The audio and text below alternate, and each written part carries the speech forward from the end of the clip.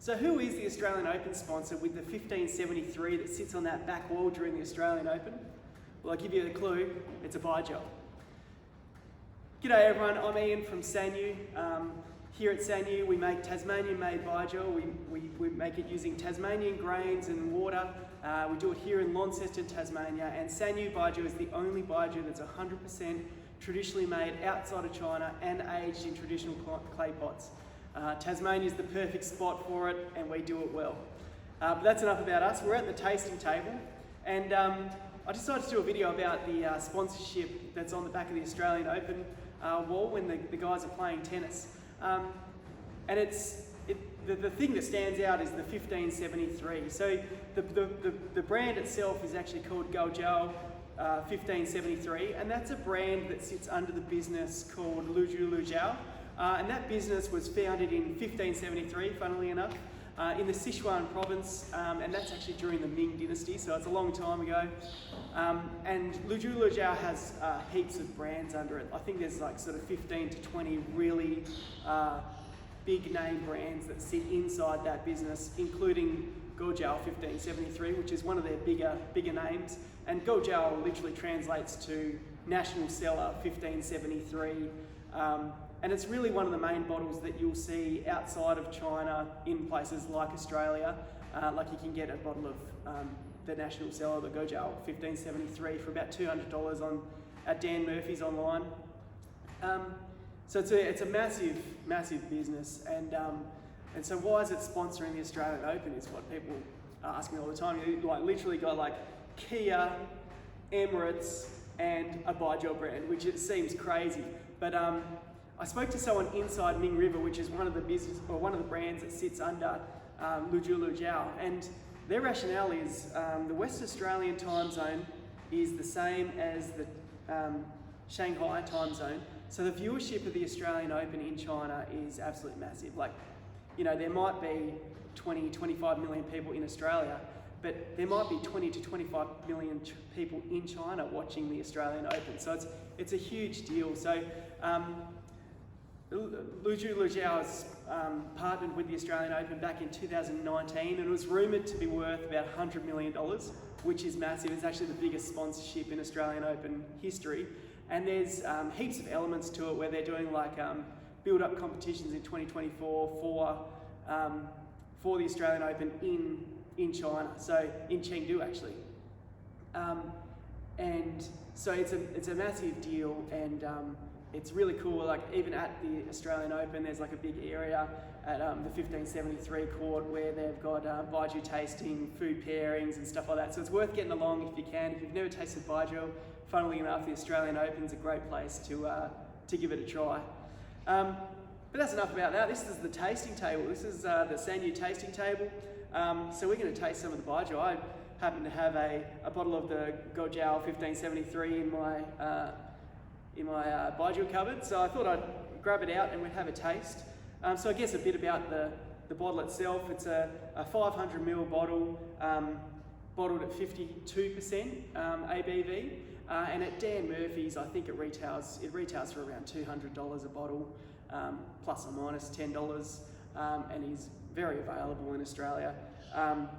Like I said, they've got heaps of brands under the Guojiao business, and this is one of the main export products, I guess. So we'll crack it open and we'll have a little taste at the tasting table. So Guojiao, or the Guojiao 1573 is a strong aroma Baijiu, which means it's often multi-grain chew, based on red sorghum, as most Baijius in that region are, and is fermented on a continuous fermentation process. And what that means is basically each fermentation, which is done on solid red sorghum in in-ground pits, which are actually mud brick or mud lined. The grain is steamed, mixed with the chew, which is the starter. Watch the video before this one if you want to know a bit more about the Baijiu making process. And then they put that in the fermenting pit and then the top, that's left for about 45 days for strong aroma. The top 10% goes away, the bottom 10%, and some of the edges go away. So you end up distilling in a still the same as this, the middle 80% of that grain. And then during the distillation process, you add fresh grain to the mix so that you boost up that 80% back to 100%.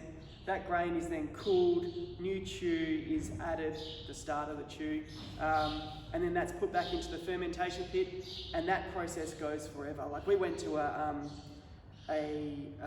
Baijiu museum in Chengdu, funnily enough, and it looked like the people were method acting making Baijiu, and we're like, what's going on here? All the platforms were sort of at 3 meters high, and you sort of walked around watching people making Baijiu. It seemed like they were acting, but it was actually the historic Baijiu distillery of that town, and they were still making Baijiu, and they had a continuous pit that had been going for about 850 years, which is like just absurd. Like it makes no sense to me. So like there's possibility that there's one grain in there that's like 500 years old. So anyway, so they're really cool distilleries because they've got that continuation of product making. So strong aroma, straight away on the nose, is sweet.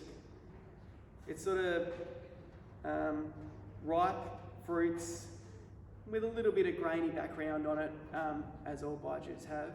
So I'll pour a little bit here and have a taste. So on the nose, yeah, certainly sweet, much sweeter than a sauce aroma Baijiu.